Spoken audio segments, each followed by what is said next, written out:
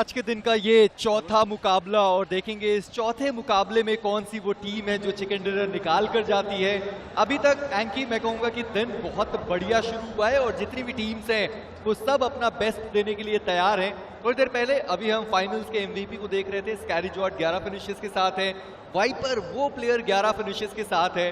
और अगर मैं पिछले बीजीआईएस को वापस से याद करता हूं 2023 जहां पर हमने सैफ को एमवीपी बनते हुए देखा, 2024 निंजा बॉय को हमने एमवीपी बनते हुए देखा, यानी हर बार एक कोई अंडरगॉड जो आता है और वो ट्रॉफी अपने साथ लेकर जाता है। जी हाँ, और जब भी हम बात करते हैं बीजीआईएस की, वो मौका रहता है अंडर गॉड्स के लिए गॉड टियर तक पहुंचने का। और एक बार फिर से वो जो सीढ़ी है वो बनाई गई और उस सीढ़ी पे बहुत सारे महारथी है जो ऊपर चढ़ने की कोशिश कर रहे हैं, लेकिन ओवरऑल स्टैंडिंग्स वो भी एक बहुत क्रूशियल जगह। बट अभी के लिए सर्विस उनके सामने एडमिन हो और वो एक्सप्लोसिव बो के साथ ये पहला नॉक जो आता हुआ नजर आएगा रियलमी बीजीआईएस 2025 के ग्रैंड फाइनल्स में।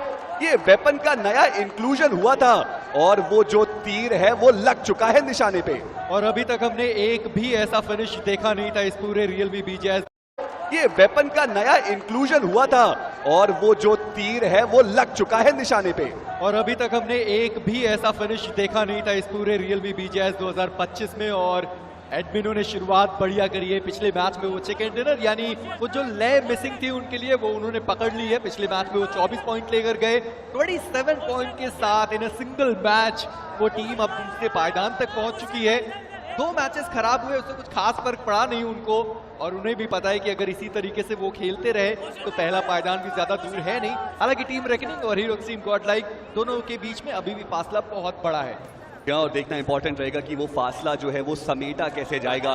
इस मुकाबले से पहले 14 अंक का फासला था। टीम रेकनिंग जितनी तारीफ की जाए उतनी कम। शुरुआती तीनों ही मुकाबले उनके बेहतर गए, बट अब ग्रेविटी आईजीएल थोड़ा फंसे हैं। Forever x red x Ross हार तो उन्होंने स्पॉट किया है ग्रेविटी को और वो धीरे धीरे करके पीछे जाने की कोशिश कर रहे हैं। दिक्कतें बढ़ सकती है यहाँ पर ग्रेविटी की। भाई बात करें फॉरएवर रेड रॉस की तो उनको और अंकों की आवश्यकता है। उनके मैचेस उतने ज्यादा बेहतर गए नहीं। ऐसे में जो रेकनिंग के बाकी के प्लेयर्स है वो भी आ चुके हैं। ये एक जाल था जो बिछाया गया रेकनिंग के द्वारा और फंस गए उसमें लुसिफर। और मैं अभी भी सोच रहा हूँ कि forever x red x Ross कैसे हो सकता है कि पिछले 3 मुकाबलों में इन्होंने सबसे पहले शुरुआत करी थी। नो डाउट इस मैच में एडमिनो पहला वो फ्रैग लेकर गए, पर इसके पहले जितने भी मैचेस थे हमने फॉरएवर को स्टार्ट करते हुए देखा और एक बार फिर से उन्होंने वो स्टार्ट करा। पर जैसे आपने बताया भी चंगुल में वो फंस गए। उनको लगा शायद वहां पर एकमात्र खिलाड़ी है, बाइक से आए और गिराए गए। यानी कि टीम रेकनिंग वो 41 का जो आंकड़ा है अब वो 42 तक पहुंच चुका है। और इसमें आप कहेंगे कि डायनासिस को अपना पहला फिनिश मिला तो सही, पर अभी भी टीम रेकनिंग काफी ज्यादा सुरक्षित है। जहां लग रहा था कि शायद वो अपना पहला खिलाड़ी गवा सकते हैं पर ऐसा हुआ नहीं। पर सेंटर ऑफ द सर्कल देखिए कौन मौजूद है। हीरो एक्सट्रीम गॉडलाइक, उनके साथ जेनेसिस के खिलाड़ी हैं, टीम बॉट आर्मी। पिछली बार भी हमने उनको एग्जैक्टली वहीं देखा था, इस बार भी वहीं पर है वो। और टीम जेनेसिस की बात करें तो एक बहुत बड़ा स्प्लिट हमें देखने को मिल रहा है। शैडो ओजी वो टीम सोल के बहुत ज्यादा नजदीक और हंटर्स ने उनको स्पॉट किया है। शॉट देने की कोशिश वो कर सकते हैं। थोड़ी देर के लिए शैडो जी थोड़ा ओपन में थे, बट जेनेसिस के बाकी के प्लेयर्स वो घुड़सवारी करते हुए आगे आए और हंटर्स उनको स्पॉट करके डाउन करने की कोशिश। मैक को हालांकि उन्होंने डाउन किया जरूर, बट रॉनी वो आगे गए पर वो भी कमाल कर नहीं पाए, उनको भी टेक डाउन किया गया। टीम सोल वो पहले मुकाबले की टीम सोल आखिर गई कहां। इतनी बेहतरीन शुरुआत के बाद 2 मुकाबले साधारण और यहां पर भी थोड़ा ज्यादा लड़खड़ाते हुए। देखिए बहुत सारे एमओ वहां पर वेस्ट कर दिए गए। रॉनी उन्होंने यूएमपी का जो बुलेट था वो पूरा खत्म कर दिया। S12K पर वो खिलाड़ी स्विच होकर गया और वहां पर वो सामने वाला जो खिलाड़ी था उन्होंने उनको डाउन कर दिया। हंटर्स वो भी डाउन है। रिवाइवल का मौका देखना ये है कि जेनेसिस क्या उनको देने वाली है या पे नहीं, क्योंकि टीम जेनेसिस उनके भी जो आईजीएल है वो डाउन है। जॉनथन एडमिनो उन खिलाड़ियों को आप देख पाएंगे, उन्होंने भी फिनिश फीड को रीड किया होगा। उन्हें भी पता है कि अगर टीम सोल के खिलाड़ी वहां पर डाउन है तो वहां पर वो प्लेयर है कहां पर एग्जैक्टली वो उन्हें पता था। और हीरो एक्सट्रीम गॉडलाइक इस मुकाबले का उनके पास दूसरा फिनिश आ सकता है क्योंकि एक और प्लेयर को डाउन किया गया। यानी अब सैम एकमात्र खिलाड़ी बचे अपनी टीम से। लेकिन ये बहुत बढ़िया जो टीम गेम है वो टीम सोल ने करके दिखाया। वो रिवाइवल बहुत ज्यादा क्रूशियल था और उतना ही ज्यादा मुश्किल भी, लेकिन एग्जीक्यूशन ऑन पॉइंट हमें देखने को मिला। और अब सारी जिम्मेदारी है इस युवा खिलाड़ी सैम के कंधे पे। जब सेमीफाइनल्स वीक 1 में जेनेसिस की नैया लड़खड़ाई तो सैम वो थे जिन्होंने अपनी टीम की नैया को पार लगाया। क्या एक बार फिर से वो कुछ बेहतर करके जा सकते हैं? मान्या वो सबसे आगे मौजूद और अभी के लिए वो शॉटगन बैटल चल रही। मान्या वो दूसरी तरफ देख रहे थे, उन्होंने एक्सपेक्ट किया था कि शायद उस गेट से वो खिलाड़ी अंदर आएगा, बट हंटर्स उनका भी वो एक शॉट मिस हुआ। सैम अभी भी वो सर्वाइव करने की कोशिश कर रहे हैं, मुश्किल उनके लिए बहुत ज्यादा, लेकिन हंटर्स आए और उन्होंने हंट किया टीम जेनेसिस के आखिरी खिलाड़ी को, लेकिन वो मोलोटॉव हिट करके जाएगा और मान्या जो नॉकड आउट थे वो हो चुके हैं समाप्त। पर ये मोलोटॉव आखिर था किसका? क्योंकि वहां पर जो फिनिश फीड था उसमें हमने उनके प्लेयर का नाम भी नहीं देखा, यानी कि वो मोलोटॉव आया तो सही, पर वो फिनिशेस किसके खाते में गए वो देखना बाकी है। हालांकि टीम जेनेसिस, उनको अपने 2 फिनिशेस मिल चुके हैं, यानी कि वो टीम जेनेसिस है जिनको टीम सोल के 2 फिनिशेस मिलने वाले हैं। और अब टीम हेडीज जिन्होंने पहले 2 मुकाबले में कुछ खास किया नहीं, तीसरा मैच खेलने के लिए आए, 5 टोटल पॉइंट निकाला और अब आज के दिन का ये चौथा मुकाबला उनके लिए होने वाला है। मैं उम्मीद कर रहा था कि शायद यहाँ पर गॉट आर्मी की जो टीम है वो थोड़ा आगे बढ़ने की कोशिश करे, काफी ज्यादा वो करीब गए भी थे पर उन्होंने वो फाइट ली नहीं। पर हीरो एक्सट्रीम गॉड लाइक भी पता है कि शुरुआत उन्होंने बढ़िया कर दी है, जहां पर जेनेसिस के एक खिलाड़ी थे शायद उनको उन्होंने एलिमिनेट किया और शुरू में जो टीम मेडल के खिलाड़ी थे वो तो पहले ही पकड़े गए थे। और इन सब चीज के बीच में देखना ये कि टीम हेडीज वो क्या करने वाले हैं। उनके पास हाइट का एक बढ़िया एडवांटेज है, उन्होंने भी वो शॉट सुने हैं, उनको भी पता है कि सामने की तरफ कुछ खिलाड़ी मौजूद हैं, वो फाइट्स लेने के लिए जाएंगे। नाइट वो ऊपर से सब कुछ स्पॉट करने की कोशिश कर रहे हैं और ऐसे में दूसरी तरफ THW नॉनेक्स वो बहुत करीब आ चुके हैं फॉरएवर रेड रॉस के। फॉरएवर रेड रॉस के मैचेस उतने ज़्यादा बेहतरीन गए नहीं हैं, वही THW की बात करें कंपेरेटिवली बेटर जो उनका स्टार्ट है वो देखने को मिला, बट दोनों ही टीम देखिए बहुत नज़दीक ओवरऑल स्टैंडिंग्स के अंदर भी और इस पर्टिकुलर मुकाबले के अंदर भी। यहाँ पर ये मैच इन सारी ही टीम्स के लिए ज़रूरी है। मैं कहूँगा कि FS वो जो अभी तक सर्वाइवल गेम उन्होंने खेला है या फिर जितने भी फिनिशेस उस टीम ने निकाले हैं, मैं मानता हूँ कि कंसिस्टेंसी उन्होंने मेंटेन करी है और इसीलिए वो टीम अभी भी 27 के आसपास पॉइंट्स लेकर तीसरे पायदान पर आपको दिखाई देगी, यानी कि बहुत बढ़िया शुरुआत करी है। 3 मैचेस में 27 पॉइंट्स कहीं से भी आम बात नहीं है। और वहीं पर एडमिनो पहला फिनिश निकालने के बाद जेनेसिस के एक प्लेयर को डाउन किया था, यानी 2 फिनिशेस वो खिलाड़ी अपनी टीम के लिए निकाल चुका है। जो पिछला मैच था वहां पर भी एडमिनो ने बढ़िया खेला, अपनी टीम के लिए एक्स्ट्रा फिनिशेस निकाले और वो जो फाइनल्स का MVP है एंकी, उसके बारे में भी हम बात कर ही रहे हैं। अभी एस्पावर है 5वें पायदान पर 6 फिनिशेस के साथ। हो सकता है इस मैच के बाद एडमिनो दिखाई दें, जॉनथन वो दिखाई दे, पर इसी बीच अगले सर्कल का शिफ्ट VXT, कहीं मूव करने की जरूरत नहीं है। और मेडल को आप देखिए, एक प्लेयर शुरुआती दौर में गंवाने के बाद सेंटर ऑफ द सर्कल अब उनके पास मौजूद है। अब देखना इंपॉर्टेंट रहेगा कि टीम मेडल क्या उस पर्टिकुलर एरिया से एक बड़ा मैच बना सकती है। वहीं बात करें टीम FS की, उनको भी अब सर्कल के अंदर अग्रसर होना पड़ेगा। वहीं THW और फॉरएवर रेड रॉस समझना पड़ेगा कि जोन ज़्यादा इंपॉर्टेंट है या फिर वो जोन के बाहर की फाइट। व्हीकल लेकर के रोमन वो थोड़ा पीछे की तरफ जाते हुए नजर आए, यानी कि आर्टो अब उनके पास बेटर इंटेल है और वो यहाँ से निकल भी सकते हैं। 330 मीटर का वो फासला जो तय करना है और साफ साफ ये जो मंशा है वो जाहिर की है THW नॉनेक्स ने कि हमें जोन ही प्राथमिकता अपनी रखनी है और इजीली सर्कल के अंदर जो एंट्री है वो भी हो चुकी है रोमन की। देखिए बड़ा मुश्किल है कि अब ये जो सर्कल है वो बूट कैंप की दिशा में जाए। अमूमन तौर पर या तो बहुत ओपन या तो फिर फाइनान का एरिया, क्वेरी का एरिया देखेंगे वो जब अगले सर्कल का शिफ्ट आएगा। पर इन सब के बीच में टीम रेकनिंग वो भी बहुत ज्यादा खुश है क्योंकि अभी भी उनके पास टोटल 42 पॉइंट्स हैं और ये आज के दिन का चौथा मुकाबला उनका चलता हुआ। पूरी ही टीम्स का ये चौथा मुकाबला है, पर अभी भी उनके पास सर्कल का एडवांटेज है। कंपाउंड्स उन्होंने ले रखे हैं, पर वहीं पर टीम हेडीज के आसपास थोड़े बहुत खिलाड़ी उनको दिखाई दिए और उनको भी पता है कि हाँ वो प्लेयर वहीं पर मौजूद था। और अभी भी खिलाड़ी हैं जो आगे की साइड पर गए, सुजल उन्होंने अपने उन 2 प्लेयर्स को आगे भेजा है कि जाइए आप चेक करिए कि वहां पर कोई है या फिर नहीं है। पर THW एक्सट्रॉनिक्स वो खुश होंगे, वो दोनों ही प्लेयर्स वहां से निकल चुके हैं। और जैसा कि मेजी आपने बोला भी कि बहुत कम चांसेस है कि बूट कैंप की तरफ ये जो सर्कल है वो जाए, यही वो कारण कि हीरो एक्सट्रीम गॉड लाइक उन्होंने बूट कैंप छोड़ दिया है और अब वो उसके सदर्न जो एरियाज रहते हैं वो हाइट का जो एडवांटेज है वहां पर पहुंच चुके हैं और वहां से अब जो स्पॉटिंग है वो की जा रही है, इंटेल कलेक्ट करने की कोशिश। बट टीम रेकनिंग जितनी तारीफ इनकी की जाए उतनी कम। क्या बेहतरीन प्रदर्शन इन्होंने करके दिखाया है, तीनों ही मैचेस में ये कंसिस्टेंट रहे और यही वो कारण भी कि इस मुकाबले से पहले वो 14 अंक की बड़ी लीड उनके पास मौजूद थी। जरूर चाहेंगे कि इसको कैपिटलाइज करे, इसको और ज्यादा बनाए और डे 1 के एंड पे ही एक बड़े मार्जिन के साथ अपने आप को वो पहले पायदान पे तैनात रख पाए।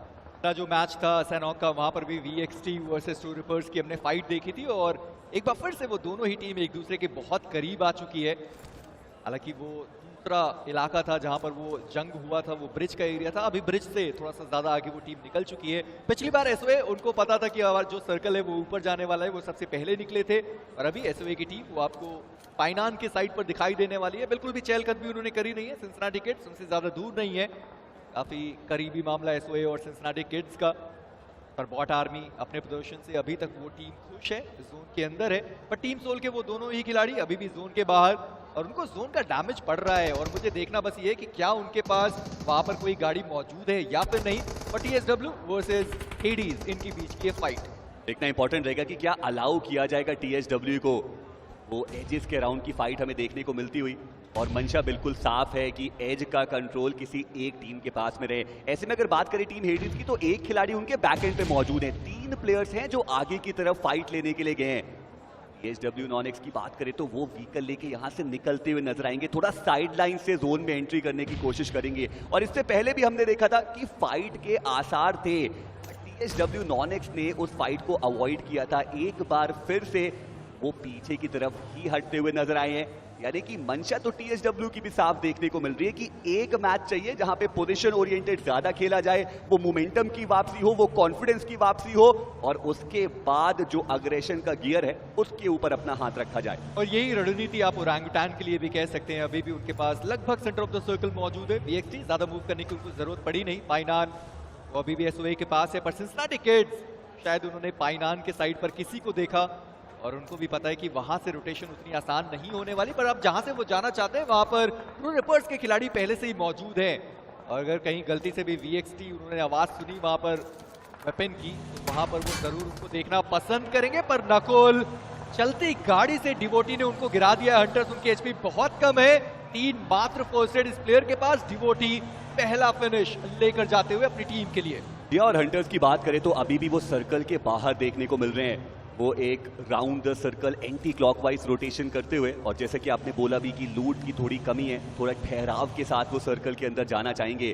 भाई बॉट आर्मी ई स्पोर्ट्स, हर जुबान पर इस टीम का नाम हमें देखने को मिल रहा था। जिस प्रकार से पहले इन्होंने अपना प्रदर्शन दिखाया, और बहुत ही ज्यादा उम्दा जो कहानी है वो भी इन खिलाड़ियों की रही है, कभी हार नहीं मानी है, और उसी के साथ वो आगे बढ़ते हुए नजर आए हैं। लेकिन इस मुकाबले का MVP कौन रहेगा, सवाल ये भी है, जहां पे स्केरी जॉर्ड, वाइपर, इंसीडियस और सोमराज, ये 4 नाम है। मेजदी आपकी पिक क्या है?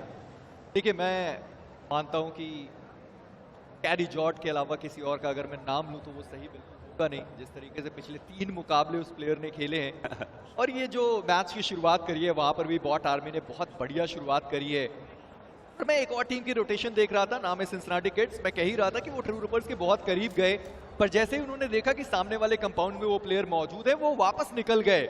और वेस्टर्न एजेस से उनका जो रोटेशन था उसकी उन्होंने शुरुआत करी, पर वापस जब वो आगे गए तो गाड़ी आती हुई उनको दिखाई दी और वो प्लेयर अब रुक चुके हैं। पर हंटर्स इसी बीच उनका एलिमिनेशन हुआ, यानी कि टीम सोल इस मुकाबले में 3 फिनिशेस के साथ बिना प्लेसमेंट पॉइंट लिए इस मुकाबले से बाहर। और आप कह सकते हैं कि टीम सोल और टीम जेनेसिस दोनों की ही कहानी लगभग सेम हमें देखने को मिली है, जहां वो पहला ही मुकाबला था जो काफी बेहतर गया था, और उसके बाद वो हल्की फुल्की गिरावट देखने को मिली है।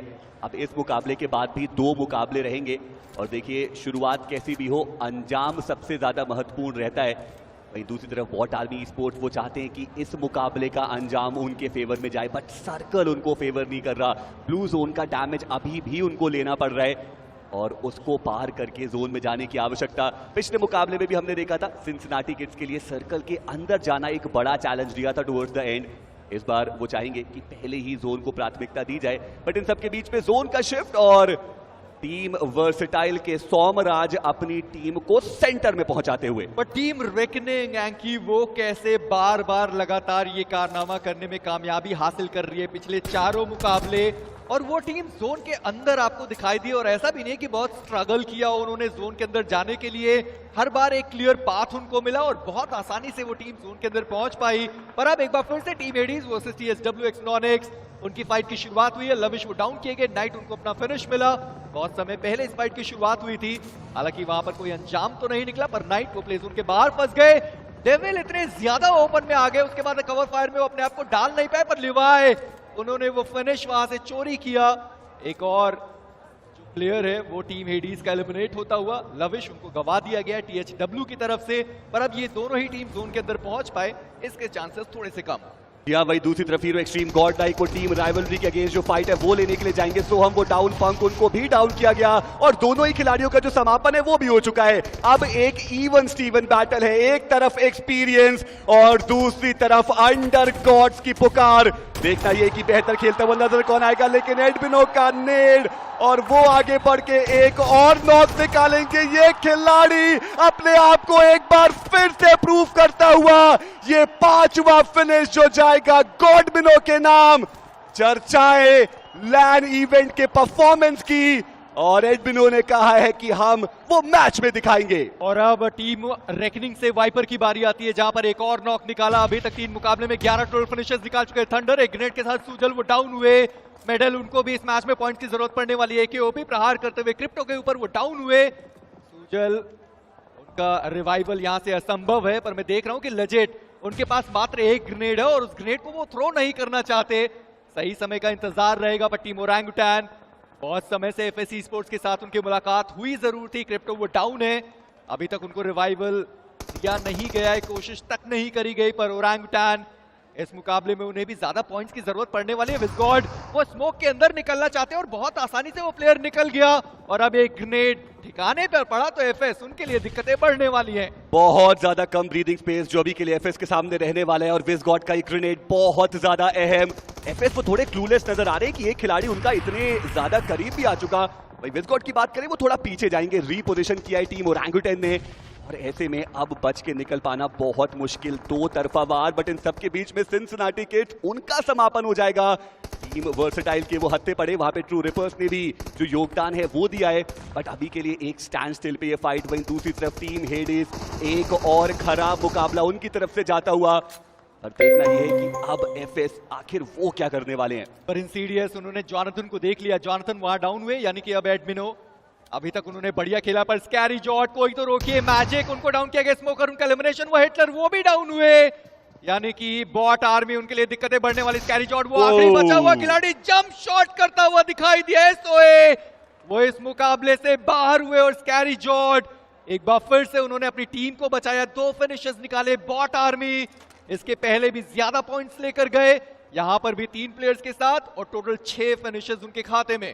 यहाँ बहुत ज्यादा उम्दा प्रदर्शन जो अभी तक हमें team Bot Army esports के द्वारा देखने को मिला है। इससे पहले के मैचेस में भी काफी बढ़िया वो खेल करके गए थे। ओवरऑल स्टैंडिंग्स में अभी भी ये टीम एक बहुत बेहतर स्पॉट में आपको देखने को मिलेगी और ये जो एक फिनिशर वो निकालने हैं वो उनको और करीब और आगे लेके जाएगा उस पहले पायदान के। बात की जाए हीरो एक्सट्रीम गॉड लाइक की, सर्कल के बाहर वो फंस चुके। एडमिनो व्हीकल लेकर के आगे जा रहे थे और ड्रीम्स वो थे जिन्होंने एडमिनो को स्पॉट किया और इंस्टेंटली उनको डाउन किया गया है। वही दूसरी तरफ टीम मेडल वो अब बॉट आर्मी ई स्पोर्ट्स पे हावी होने के लिए तैयार, जहां पर डिवोटी वो नॉकड आउट है। स्कैरी जॉर्ड उनकी मुश्किलें भी बहुत ज्यादा बढ़ती हुई। वही अब मात्र एक खिलाड़ी जॉनथन जो सरवाइव करते हुए नजर आएंगे, बट फॉरएवर रेड रॉस एक और मुकाबला और एक बार फिर से निराश किया। और अमित को तो देखिए, उन्होंने हिटलर को देख लिया, हिटलर उनका एलिमिनेशन। एकेओपी एक बड़े ग्रेनेड, ड्रीम्स वहां पर डाउन है पर पलटवार आया है, वहां पर टॉय जहां पर जेली को वो डाउन करते हुए आपको दिखाई देंगे। एक और ग्रेनेड इंसीडियस का, एकेओपी वो भी डाउन है। विज़गॉड उस सेम ग्रेनेड से वो प्लेयर फंस गया, पर आरू का वो ग्रेनेड सामने खड़ा हुआ खिलाड़ी वो डाउन हुए। फ्लैश स्टन ग्रेनेड का यूज किया गया, पर वहां पर उसका फायदा उठाने के लिए कोई भी प्लेयर मौजूद था भी नहीं, पर ये ग्रेनेड आपके प्लेयर को डाउन कर सकते हैं। आतंकी एक गलती हो सकती थी, पर सही समय पर वो प्लेयर पीछे आया। और अब एफएससी स्पोर्ट्स क्रिप्टो वो बचे हुए आखिरी खिलाड़ी ज्यादा देर तक वहां नहीं रह पाए और ओरंगुटैन इस मुकाबले में 4 फिनिशेस और 4 खिलाड़ियों के साथ। हाँ, ये एक कमबैक का मुकाबला है जो आपको टीम ओरंगुटैन की तरफ से देखने को मिल रहा है। इसी बीच हीरो एक्सट्रीम गॉड लाइक उनका भी समापन आपको देखने को मिल जाएगा। ट्रू रिपर्स मुश्किलें उनकी भी बहुत ज्यादा बढ़ती हुई, बट टीम वर्सेटाइल वो एक बड़े कमबैक करने के करीब। बट टीम रेकनिंग, इस टीम को आखिर हुआ क्या है, ये पर्यायवाची बनते हुए जिस चीज की हम बात करते हैं कंसिस्टेंसी, वो इनके अंदर कूट कूट के आज के दिन पे भरती हुई नजर आई है। पर टीम वर्सेटाइल उनको इस मुकाबले को बड़ा बनाना है, उनको वो चिकन डिनर चाहिए ही चाहिए। वही team medal, hats off to this team.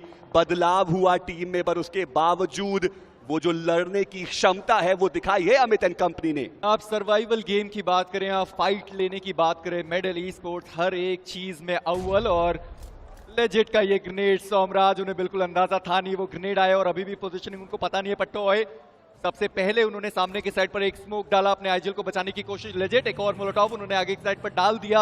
अब मात्र एक उनके पास स्मोक ग्रेनेड मौजूद है, पर थंडर वो गाड़ी लेकर आगे जाने के लिए तैयार है। पर मैं देख पा रहा हूं कि वहां पर एस पावर वो तैयार था, पर लेजेट का वो मोलोटॉव थंडर उनको डाउन करके गया, यानी बहुत ज्यादा डैमेज थंडर को पड़ा था और वो प्लेयर मोलोटॉव से डाउन हो चुका है। पर टीम रेकनिंग अब उनकी यहाँ पर वापसी होती हुई, टॉय वो डाउन कर दिए गए। एस पावर एंड रेडन वो बचते हैं दो खिलाड़ी अपनी टीम से। दो तरफा वार जो टीम वर्सेटाइल पे होता हुआ रेडन is the last man standing और वो भी डॉट एचपी पे वो सरवाइव कर रहे हैं। और अब तो टीम ओरंगुटन भी आगे आ चुकी है पार्टी को ज्वाइन करने के लिए। पीछे से ट्रू रिपर्स रेडन, क्या वो सरवाइव कर पाएंगे? जवाब रहेगा नहीं। और ग्रेविटी वो थे जिनके ग्रेनेड ने उनको इस मुकाबले से बाहर निकाला। But team orangutan, just look at that aggression.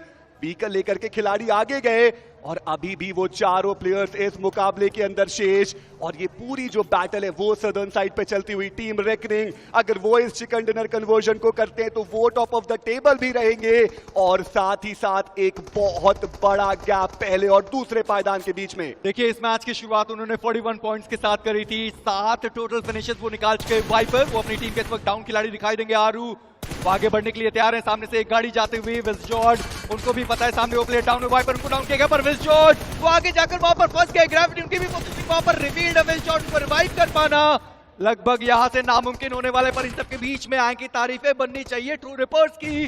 कहा उन्होंने कब अपना एक खिलाड़ी गंवाया था, उसके बाद वो आगे बढ़े। और अब चियो लमाओ और सैम उनके रूप में वो दो खिलाड़ी मौजूद है, पर ग्रेविटी एचपी बहुत कम और ये ग्रेनेड एके ओपी का डाउन करेगा ग्रेविटी को। यानी कि ओरंगुटन अगर ये चिकन डिनर उनके पास गया, उनकी भी वापसी होगी इस मैच में। और आरू जो आईजेल है टीम ओरंगुटन के, उन्होंने कमान संभाली है। 4 फिनिशेस उन्होंने अकेले अभी तक निकाले, अपनी टीम का सर्वाइवल करवाया है। ट्रू रिपर्स के वो दो खिलाड़ी अभी भी बस लेटे हुए। कियो लमाओ, चलिए फाइनली अंकित शुक्ला ने उनको स्पॉट किया, बट उनको डाउन किया जाएगा सैम के द्वारा। क्या ये मोमेंटम शिफ्टिंग जो नॉक है वो हो सकता है? बट सैम वो भी ज्यादा देर तक सरवाइव करेंगे नहीं। और अब ओरंगुटन के एप्स वो तैयार नजर आ रहे। बट टीम रेकनिंग जो रीसेट चाहिए था, जिस रीसेट की आवश्यकता थी, वो उनको मिल चुकी है और वो आगे बढ़ते हुए नजर आ रहे। देखना इंपॉर्टेंट रहेगा कि एक ओपी क्या उनको रिवाइवल मिल सकता है। विद गॉड वो सबसे आगे मौजूद, उनकी पोजीशन रिवील थी नहीं और डायलिसिस को उन्होंने डाउन किया। Reckoning they are just going apart और टीम ओरंगुटन वो कर्ज तोड़ा और अब ग्रैंड फाइनल्स में आके वो बताते हुए कि वो कितना दमदार प्रदर्शन दिखा सकते हैं। The Apes have arrived in Kolkata and they are here to conquer it all. Absolutely amazing जिस तरह का प्रदर्शन हमने देखा है यहाँ पे ओरंगुटान की तरफ से। बट मेजी एक बार फिर से ये तो प्रूव हो गया कि सानोक सच में कमबैक का मैच है। देखिए कमबैक का मैच है, पर मैं अभी भी कहूंगा कि टीम रेकनिंग 41 पॉइंट के साथ शुरुआत करने वाली टीम इस मैच में। फिनिशेस की उनके पास कोई कमी नहीं है। प्लेसमेंट पॉइंट के उनको वो 6 पॉइंट मिलने वाले, यानी कि 50 का आंकड़ा। पहली टीम है जो क्रॉस करने वाली है और इन जस्ट 4 मैचेस इस टीम ने 50 का आंकड़ा वो भी लैंड फाइनल्स में क्रॉस कर लिया है। पर ओरंगुटान से आप कुछ छीन नहीं सकते। चिकन डिनर निकाला, फिनिशेस की कोई कमी नहीं है। आरू ने वो कमान संभाली, वो फिनिशेस अपनी टीम के लिए लेकर गए। पर अभी भी मैं सोचता हूँ कि टीम जेली यानी कि ट्रू रिपर्स, इतने समय तक उनकी वहां पर मुलाकात हुई, इतनी फाइट उन्होंने ली, पर सही निर्णय यही था कि आप अलग अलग रास्ते हो जाएं। लेकिन ट्रू रिपर्स ने भी कमबैक